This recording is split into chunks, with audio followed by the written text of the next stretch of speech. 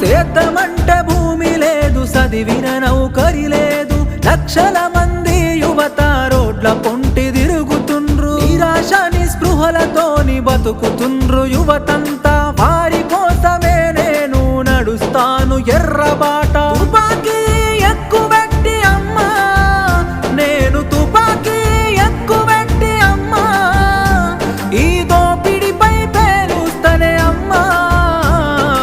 అమ్మా పొరుబాటలోనే నడుస్తనే పేదల కోసం, తిరిగి వస్తానని ఎదురు చూడకమ్మ నా కోసం. కలో గంజో దాగి మనం కాలమెల్లదీద్దాము, అందరి కోసం నీవు ఆరాట పడబోకు.